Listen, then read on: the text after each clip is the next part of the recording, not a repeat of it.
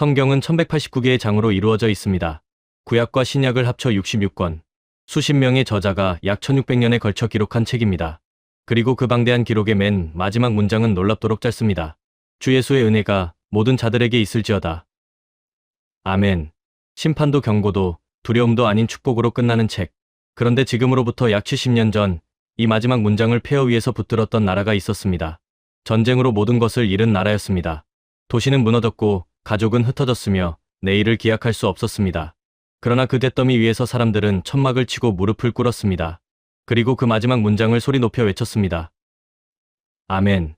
그로부터 70년이 지난 지금 그 나라는 세계 경제 10위권의 나라가 됐습니다. 한때 선교를 받던 나라가 이제는 세계 두 번째로 많은 선교사를 파송하는 나라가 됐습니다. 서울의 새벽 4시, 전 세계 어느 도시에서도 볼 수 없는 풍경이 매일 펼쳐지고 있습니다. 수만 명이 어둠 속에서 일어나 교회로 향합니다. 그리고 다시 그 문장을 외칩니다. 아멘. 성경의 마지막 단어가 지구의 동쪽 끝에서 매일 새벽 다시 시작되고 있습니다. 그 이야기가 지금 시작됩니다. 본격적인 이야기를 시작하기 전에 구독과 좋아요 한 번씩 부탁드립니다. 이 영상을 어디서 보고 계신지 댓글로 남겨주세요. 안녕하세요. 저는 토마스 엘리엇입니다. 런던 신학대학교에서 성서신학과 기독교 역사를 가르쳐온 교수입니다. 25년간 강단에 서면서 저는 수천 명의 학생들에게 성경을 가르쳐왔습니다. 창세기의 첫 문장부터 요한계시록의 마지막 문장까지. 그러나 제 강의에서 언제나 가장 오래 머무는 곳이 있었습니다.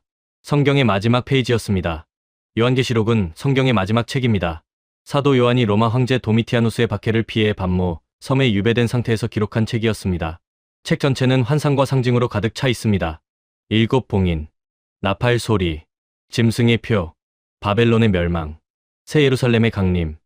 읽는 이로 하여금 압도적인 긴장감을 느끼게 하는 장면들이 연속으로 펼쳐집니다. 그리고 그 모든 장면들이 지나간 후 성경은 마지막 문장으로 끝납니다. 주 예수의 은혜가 모든 자들에게 있을지어다. 아멘. 저는 이 문장을 처음 깊이 들여다본 것이 신학교 1학년 때였습니다. 요한계시록 전체를 읽고 난 직후였습니다. 그 압도적인 심판의 환상들이 지나간 후 마지막에 남은 것이 고작 이 한 줄이라는 사실이 처음에는 어딘가 싱겁게 느껴졌습니다. 그러나 시간이 지날수록 이 한 줄이 얼마나 묵직한지를 알게 됐습니다. 아멘이라는 단어는 히브리어에서 비롯됐습니다. 진실로 그렇게 되기를 바랍니다라는 의미였습니다. 단순한 동의의 표현이 아니었습니다. 그것은 선언이었습니다.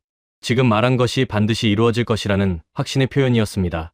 저는 강의 노트에 이렇게 적어두었습니다. 성경은 두려움으로 시작해 은혜로 끝난다. 그리고 그 은혜는 모든 자들에게 향한다. 모든 자들에게. 저는 이 세 글자를 강의할 때마다 강조합니다. 특정한 민족에게만 향하는 은혜가 아니었습니다. 특별한 자격을 갖춘 사람에게만 주어지는 은혜가 아니었습니다. 모든 자들이었습니다. 그 안에는 강한 자도 약한 자도 부유한 자도 가난한 자도 포함되어 있었습니다. 그리고 동쪽 끝의 작은 나라도 포함되어 있었습니다. 그 생각이 처음 든 것은 어느 가을 강의 날이었습니다. 저는 요한계시록의 마지막 문장을 설명하다가 갑자기 멈췄습니다. 교재 옆에 펼쳐두었던 세계 지도가 눈에 들어왔습니다. 저도 모르게 지도의 오른쪽 끝을 바라봤습니다.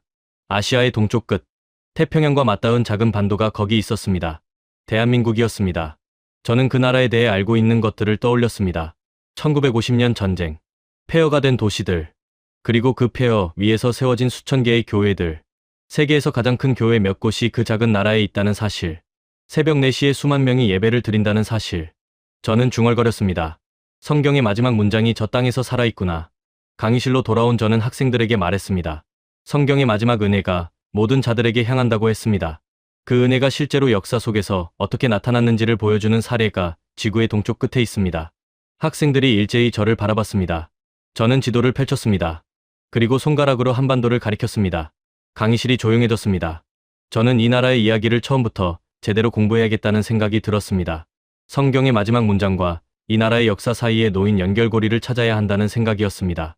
그날 밤 저는 연구실에 홀로 앉아 한국의 기독교 역사에 관한 자료들을 찾기 시작했습니다. 책상 위에 자료들이 하나씩 쌓여갔습니다. 창밖으로 런던의 밤이 깊어가고 있었습니다. 그러나 저는 자리를 뜨지 않았습니다. 읽으면 읽을수록 놀라움이 커졌습니다. 이 나라의 이야기는 제가 생각했던 것보다 훨씬 더 깊은 곳에서 성경의 마지막 문장과 맞닿아 있었습니다. 한국의 기독교 역사를 처음 본격적으로 들여다본 그날 밤, 저는 자료를 읽다가 몇 번이고 손을 멈췄습니다. 제가 알고 있던 것과 실제 역사 사이의 간격이 너무나 컸기 때문이었습니다. 저는 한국을 아시아의 작은 나라 정도로만 알고 있었습니다.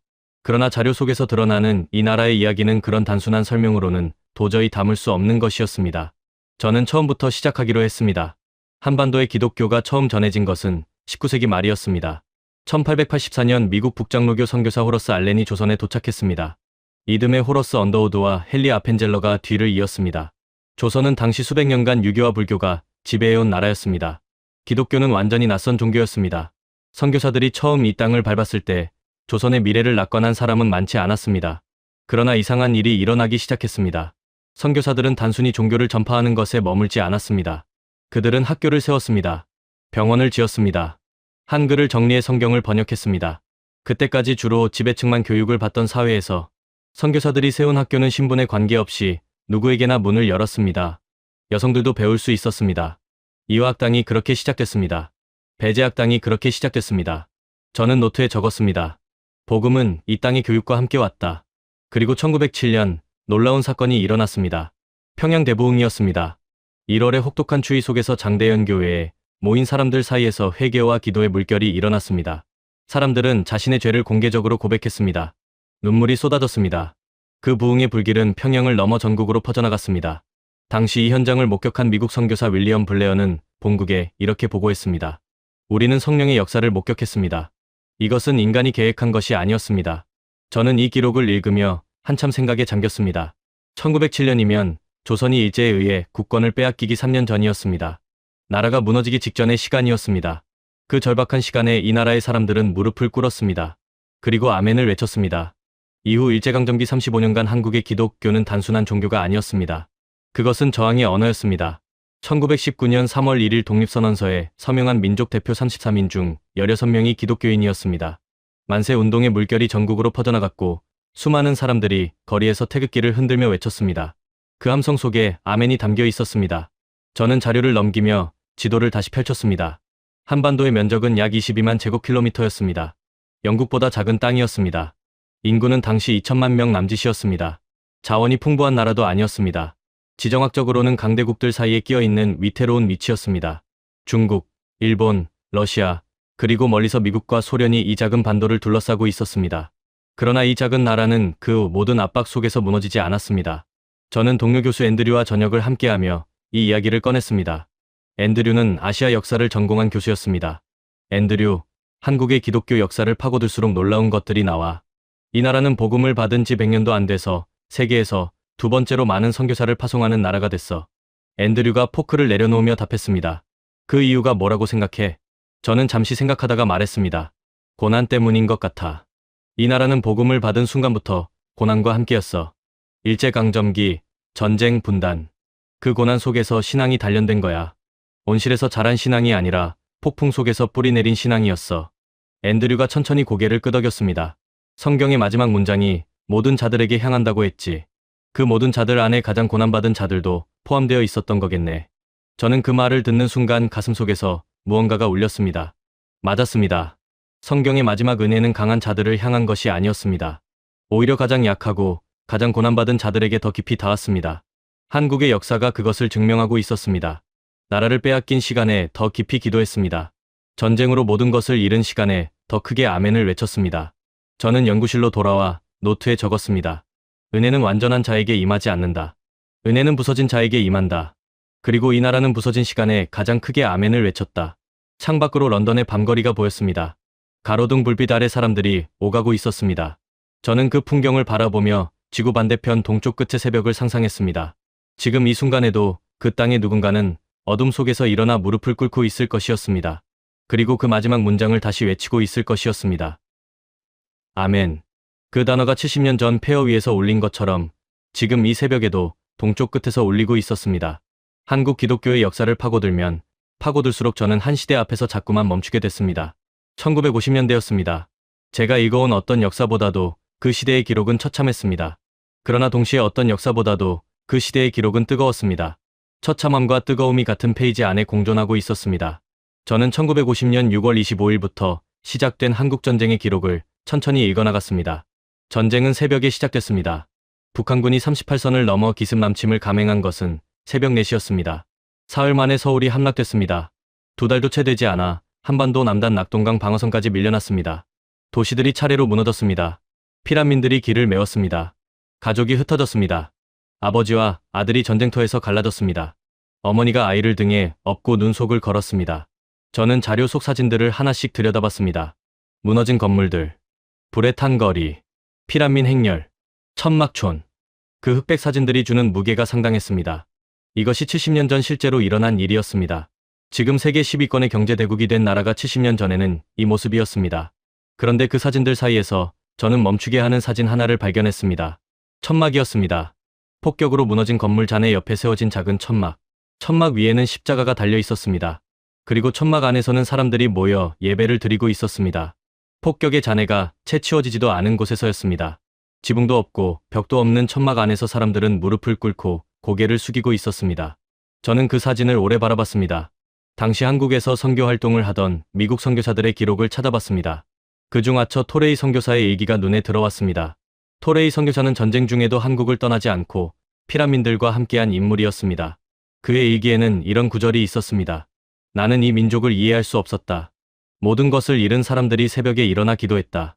폭격 소리가 멀리서 들려오는데도 그들은 눈을 감고 찬송을 불렀다. 나는 그 순간 내가 누구에게 복음을 전하러 온 것인지 모르겠다는 생각이 들었다. 저는 이 문장을 3번 읽었습니다. 내가 누구에게 복음을 전하러 온 것인지 모르겠다. 선교사가 선교를 받는 이들에게서 오히려 신앙을 배웠다는 고백이었습니다. 저는 이 역설이 깊이 마음에 걸렸습니다. 모든 것을 잃은 사람들이 왜 오히려 더 깊이 기도했을까요? 절망이 극에 달했을 때 왜 찬송이 더 크게 울려 퍼졌을까요? 저는 부산 피란 시절의 기록들을 더 찾아봤습니다.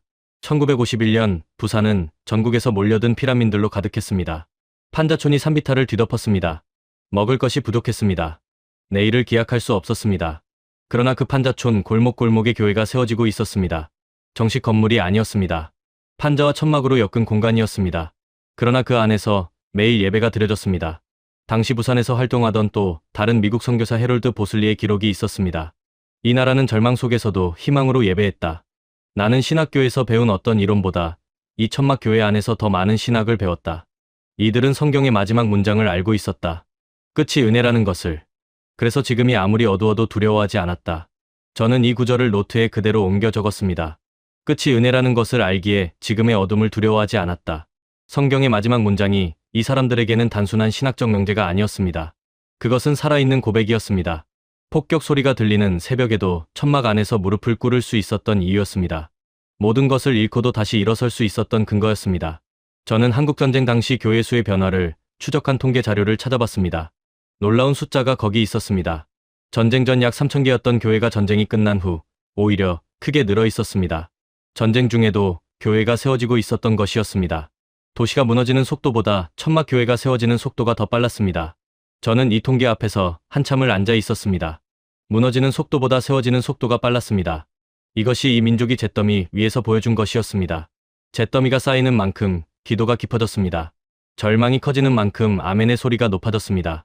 동료 앤드류가 연구실로 찾아온 것은 그 주 금요일 오후였습니다. 저는 책상 위에 펼쳐진 사진들을 가리키며 말했습니다. 앤드류, 이 사진 좀 봐. 폭격잔해 옆에 세워진 천막 교회야. 앤드류가 사진을 들여다봤습니다. 한참 말이 없었습니다. 이게 언제야? 1951년이야. 전쟁 중이야. 앤드류가 사진을 내려놓으며 조용히 말했습니다. 인간이 이럴 수 있구나. 저는 고개를 끄덕였습니다. 그리고 이 사람들이 외친 아멘이 지금의 한국을 만든 거야. 강의 준비를 위해 자료를 정리하던 그날 밤 저는 오래 자리를 뜨지 못했습니다. 잿더미 위에서 세워진 천막 교회 사진을 화면에 띄워놓은 채 생각했습니다. 이 사람들이 그 어둠 속에서 붙들었던 문장이 있었습니다. 주 예수의 은혜가 모든 자들에게 있을지어다. 그리고 그들은 외쳤습니다. 아멘. 그 아멘이 잿더미 위에서 울렸습니다. 그리고 그 울림은 거기서 끝나지 않았습니다. 잿더미 위에 천막 교회 사진을 화면에 띄워놓은 채 밤을 보낸 다음 날 아침이었습니다. 저는 평소보다 일찍 연구실로 나왔습니다. 커피를 손에 쥔 채 책상 앞에 앉았습니다. 런던의 아침은 아직 어두웠습니다.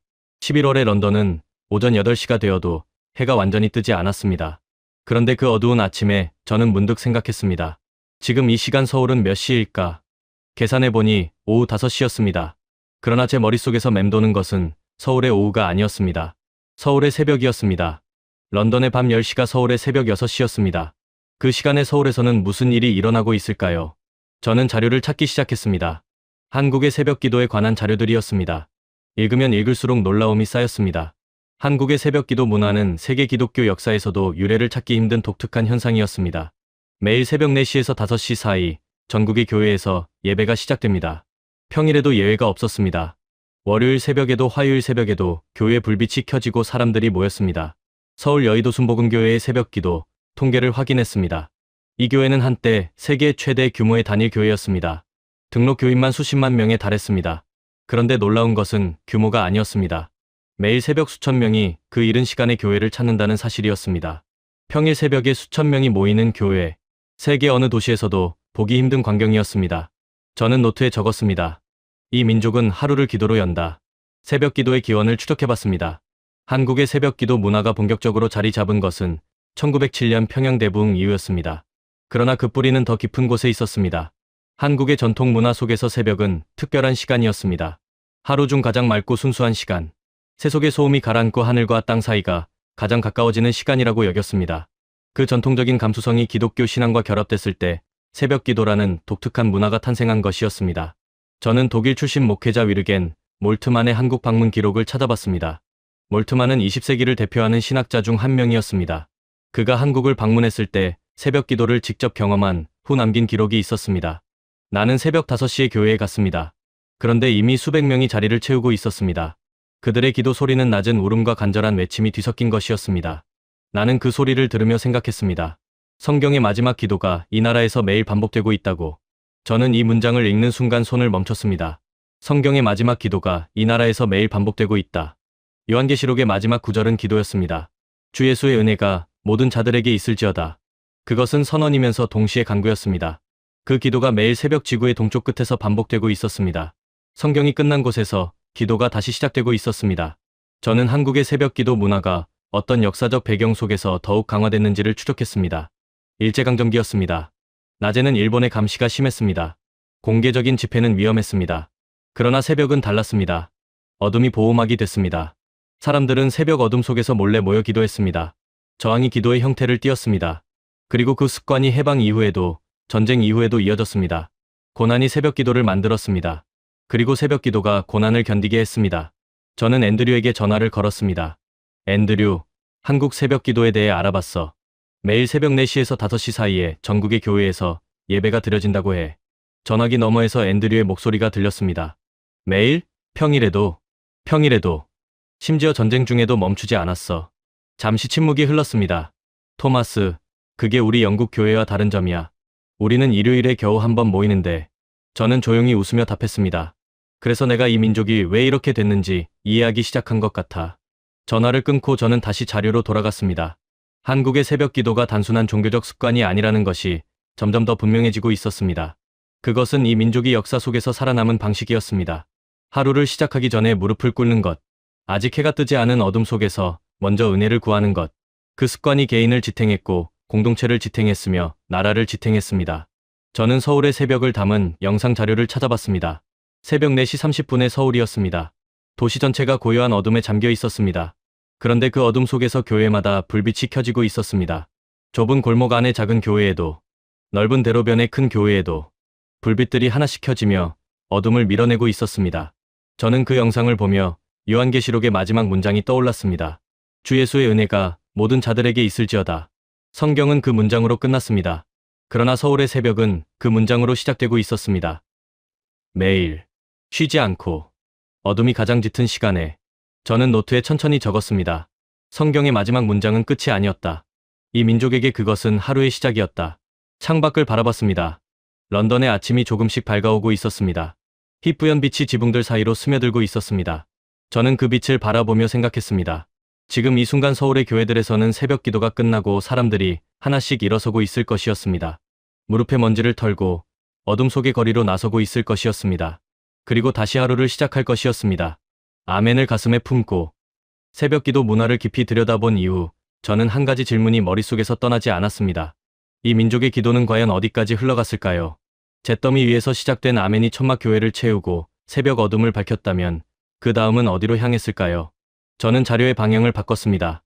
한국 기독교의 내부가 아닌 외부를 들여다보기 시작했습니다. 숫자부터 확인했습니다. 2023년 기준 한국이 파송한 해외 선교사 수는 약 22,000명이었습니다. 이 숫자는 미국에 이어 세계 2위였습니다. 인구 대비로 환산하면 사실상 세계 1위에 가까운 수치였습니다. 미국의 인구가 3억 3천만 명인 반면 한국의 인구는 5천만 명이었습니다. 5천만 명의 나라에서 2만 2천 명의 선교사를 세계 각지로 파송하고 있었습니다. 저는 이 숫자 앞에서 한참을 멈췄습니다. 불과 140여 년 전 이 나라에 처음 선교사가 발을 디뎠습니다. 그때 이 나라는 선교를 받는 나라였습니다. 복음을 전해받은 나라였습니다. 그런데 140년이 지난 지금 이 나라는 세계에서 두 번째로 많은 선교사를 파송하는 나라가 됐습니다. 받은 것을 흘려보내는 나라가 된 것이었습니다. 저는 선교사들이 파송된 지역들을 지도 위에 표시해봤습니다. 아프리카였습니다. 사하라 이남 아프리카의 오지 마을들에 한국인 선교사들이 들어가 있었습니다. 학교를 세우고 병원을 짓고 우물을 팠습니다.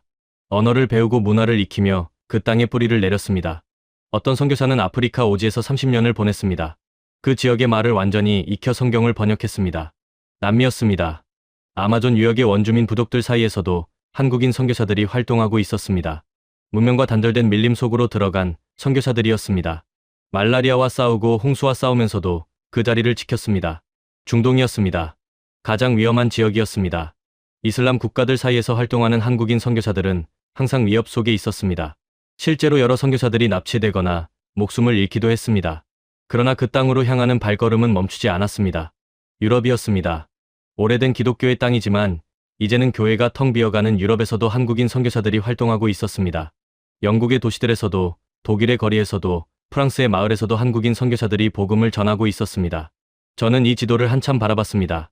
동쪽 끝의 작은 나라에서 시작된 아멘이 지구를 한 바퀴 돌고 있었습니다.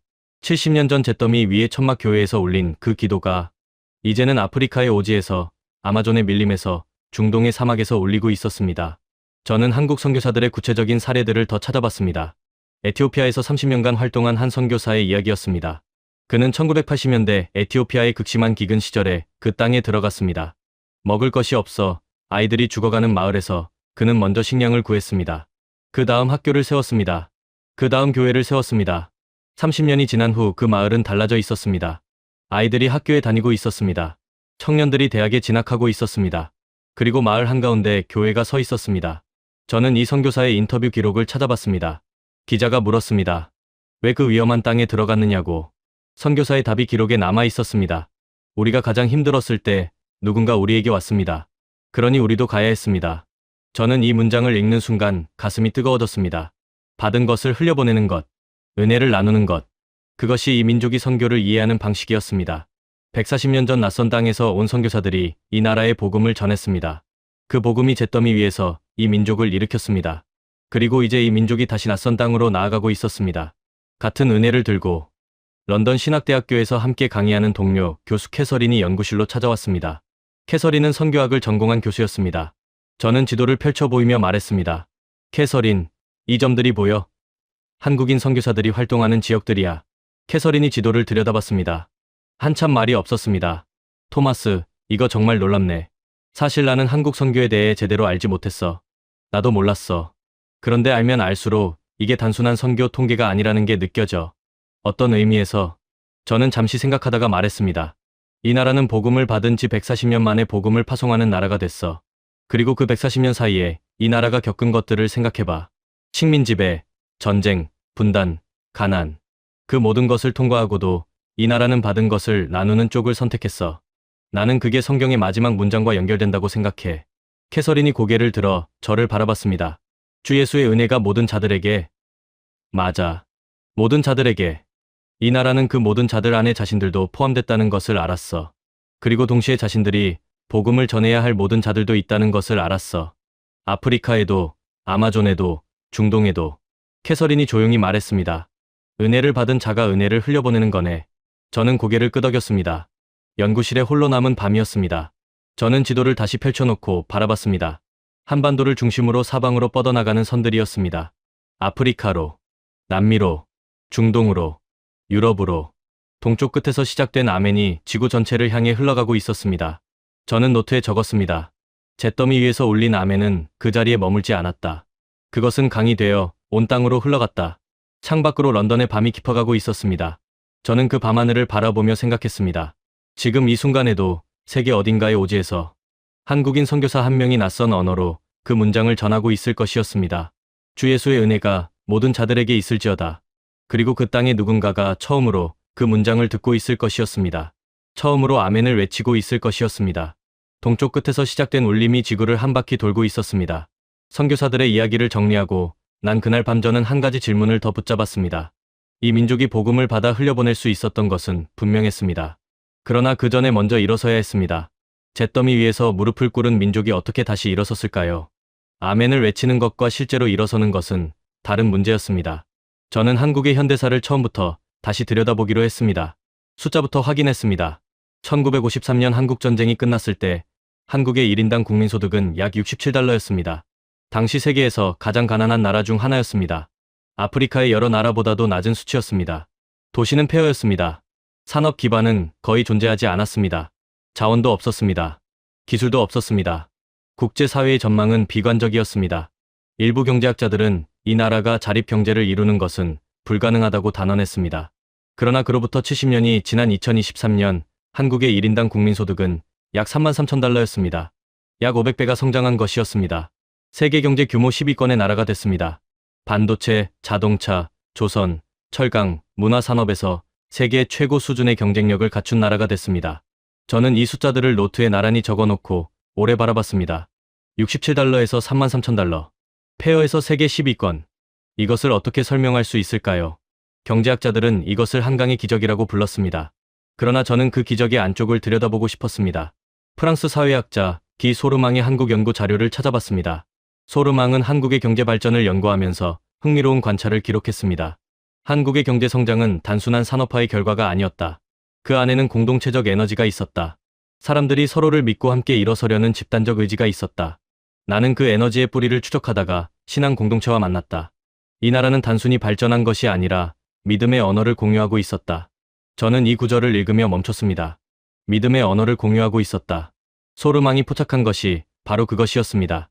한국의 경제 발전은 단순히 정보 정책이나 노동력의 문제가 아니었습니다. 그 안에는 공동체를 하나로 묶는 언어가 있었습니다. 함께 일어서자는 언어.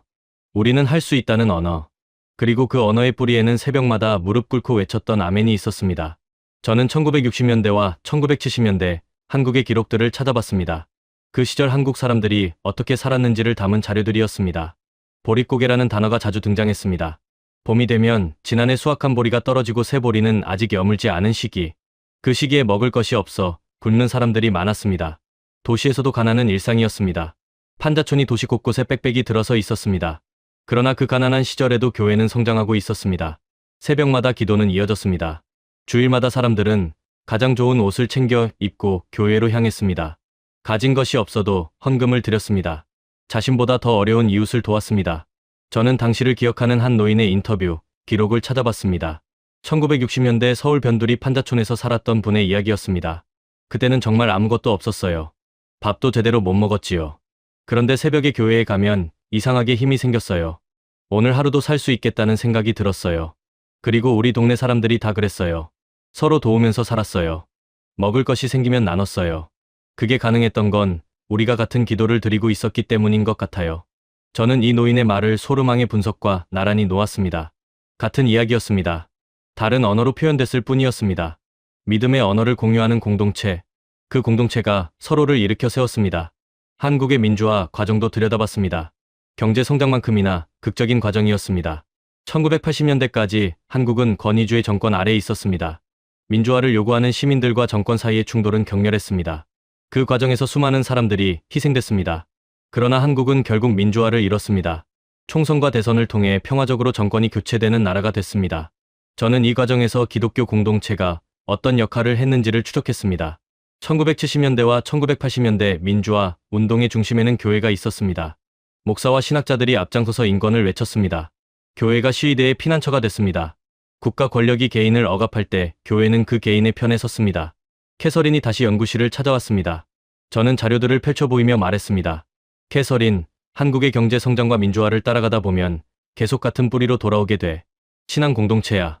캐서린이 자료를 들여다보며 물었습니다. 어떤 연결고리가 있어? 저는 노트를 펼쳤습니다. 새벽마다 함께 기도한 공동체는 낮에도 함께 일했어. 서로를 믿고 서로를 일으켰어. 가난한 시절에는 먹을 것을 나눴고 억압받던 시절에는 함께 거리로 나섰어. 그 에너지의 원천이 아멘이었던 거야. 캐서린이 조용히 말했습니다. 은혜를 받은 공동체가 서로에게 은혜를 베풀었던 거네. 저는 고개를 끄덕였습니다. 그리고 그 공동체가 나라를 일으켰어. 연구실에 홀로 남아 창밖을 바라봤습니다. 런던의 저녁 하늘이 붉게 물들고 있었습니다.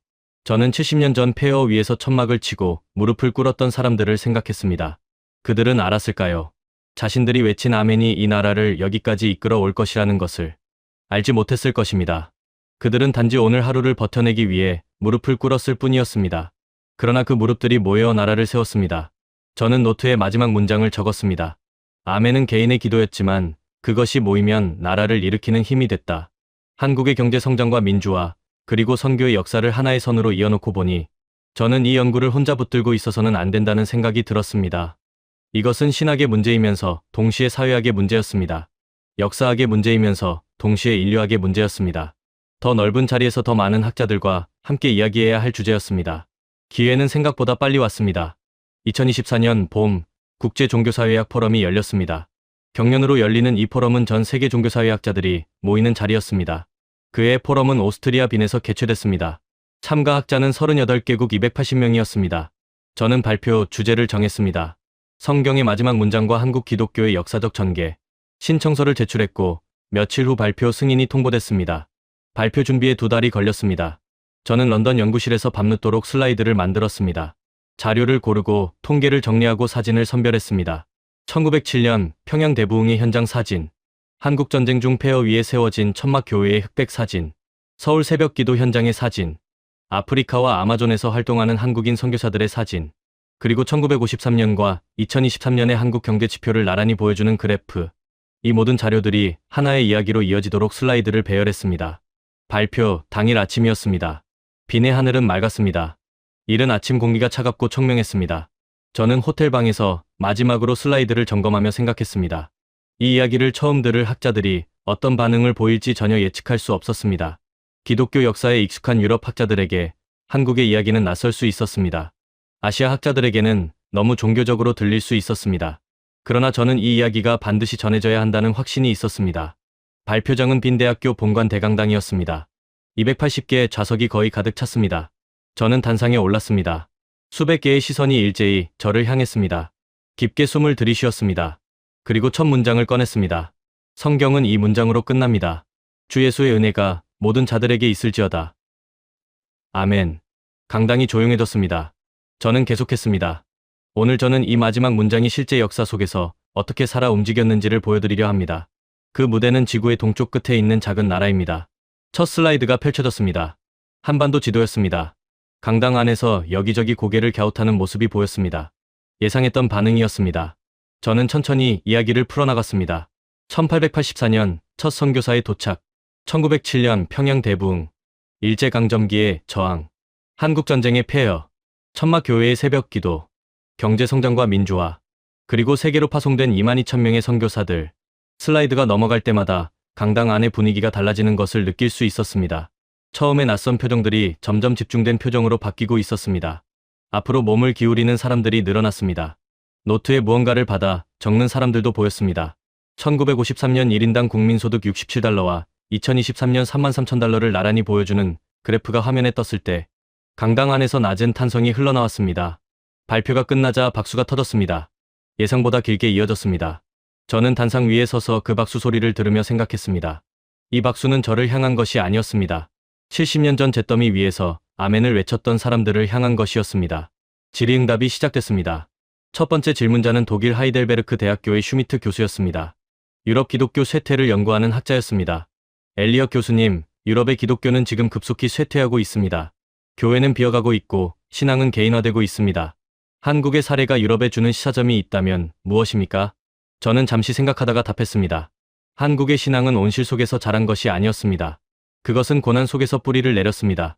유럽의 기독교가 풍요 속에서 약해진 반면 한국의 기독교는 결핍 속에서 강해졌습니다. 그 차이가 오늘의 차이를 만들었다고 생각합니다. 슈미트 교수가 천천히 고개를 끄덕였습니다. 두 번째 질문자는 미국 시카고 대학교의 로빈슨 교수였습니다. 비교 종교학을 전공한 학자였습니다. 교수님, 한국의 경제 성장과 신앙 공동체의 연관성은 흥미롭습니다. 그러나 비판적 시각에서 보면 신앙이 아닌 다른 요인들, 예를 들어 국가 주도의 산업화 정책이나 교육열이 더 큰 역할을 했다고 볼 수도 있지 않습니까? 저는 그 질문을 기다리고 있었습니다. 물론입니다. 저는 신앙만이 유일한 원인이라고 주장하는 것이 아닙니다. 그러나 제가 주목하는 것은 그 모든 요인들을 하나로 묶어낸 공동체적 에너지입니다. 새벽마다 함께 기도한 사람들이 낮에도 함께 일했습니다. 교회 공동체가 신뢰의 네트워크가 됐습니다. 그 신뢰가 경제와 사회의 기반이 됐습니다. 신앙이 직접적인 원인이라기보다 그 모든 것을 가능하게 한 토양이었다고 저는 봅니다. 강당 안에서 웅성거림이 일었습니다. 그때 뒷줄에서 조용한 목소리가 들렸습니다.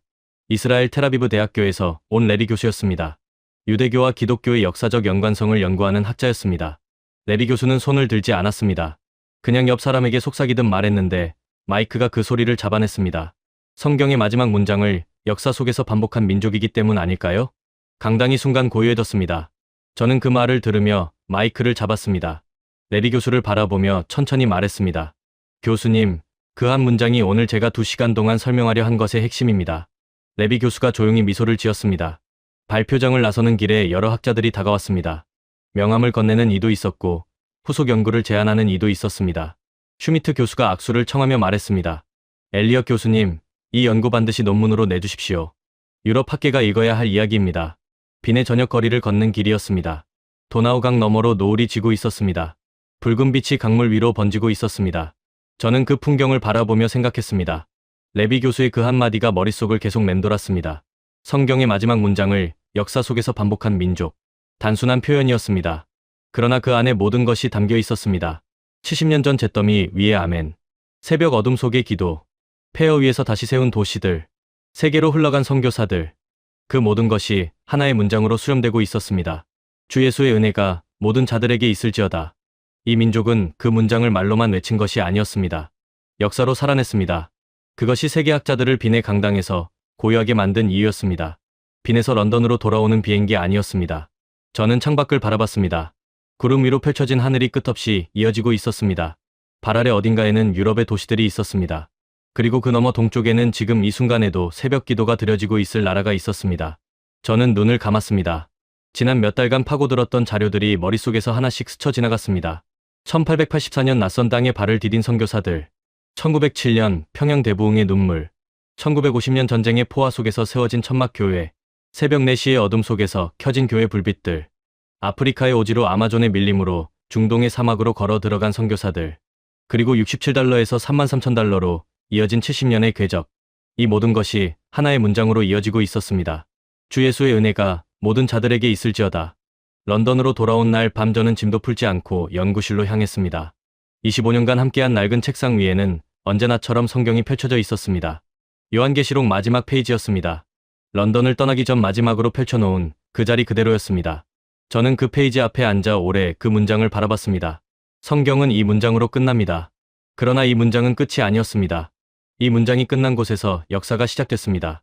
지구의 동쪽 끝에서 이 문장을 붙들었던 사람들의 역사가 시작됐습니다. 저는 연구 노트들을 책상 위에 꺼내 펼쳤습니다. 수개월 동안 채워진 노트들이었습니다. 빼곡한 메모들, 발굴해낸 통계들, 선교사들의 기록, 노인의 인터뷰, 학자들의 분석, 그리고 빈의 강당에서 레비 교수가 속삭였던 그 한 문장. 성경의 마지막 문장을 역사 속에서 반복한 민족. 저는 논문을 쓰기 시작했습니다. 슈미트 교수의 요청대로였습니다. 그러나 논문을 쓰면서 저는 계속 같은 질문 앞에 머물렀습니다. 왜 이 민족이었을까요? 세상에는 고난을 겪은 민족들이 많았습니다. 전쟁을 겪은 나라들이 많았습니다. 가난을 견뎌낸 민족들이 많았습니다. 그런데 왜 이 작은 나라에서 이런 일이 일어났을까요? 저는 며칠을 그 질문 앞에 앉아 있었습니다. 그리고 어느 날 밤 자료를 다시 뒤적이다가 한 구절과 마주쳤습니다. 한국전쟁 당시 피란민이었던 한 여인의 기록이었습니다. 전쟁 중에 남편을 잃고 어린 세 자녀를 이끌고 남쪽으로 피란했던 여인이었습니다. 그 여인이 일기에 이렇게 적었습니다. 오늘도 먹을 것이 없었다. 아이들이 울었다. 나도 울었다. 그러나 새벽에 교회에 갔다. 성경 마지막 줄을 읽었다. 주 예수의 은혜가 모든 자들에게. 나도 그 모든 자들 안에 있다는 것이 느껴졌다. 그래서 일어났다. 저는 그 문장을 읽으며 오래 멈춰 있었습니다. 그래서 일어났다. 이것이었습니다. 이 민족이 일어설 수 있었던 이유가 여기 있었습니다. 성경의 마지막 은혜가 모든 자들에게 향한다는 것을 믿었을 때, 그 모든 자들 안에 자신도 포함된다는 것을 알았을 때 사람은 일어설 수 있었습니다. 먹을 것이 없어도 내일이 없어 보여도 그 은혜가 자신에게도 향한다는 것을 붙잡을 수 있을 때 무릎을 꿇었다가 다시 일어설 수 있었습니다. 논문을 완성하는 데 6달이 걸렸습니다. 제목은 이렇게 정했습니다. 아멘의 사회학. 성경의 마지막 문장과 한국 기독교 공동체의 역사적 전개. 논문은 이듬해 국제종교사회학 저널에 게재됐습니다. 반응은 예상을 뛰어넘었습니다. 38개국에서 이메일이 왔습니다. 강연 요청도 잇따랐습니다. 독일의 슈미트 교수는 이런 메시지를 보내왔습니다.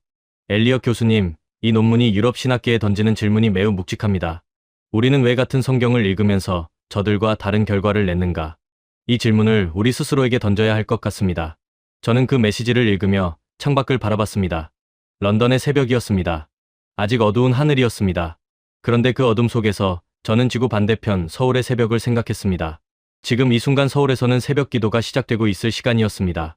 어둠 속에서 교회마다 불빛이 켜지고 있을 시간이었습니다. 수많은 사람들이 무릎을 꿇고 그 문장을 다시 외치고 있을 시간이었습니다. 아멘.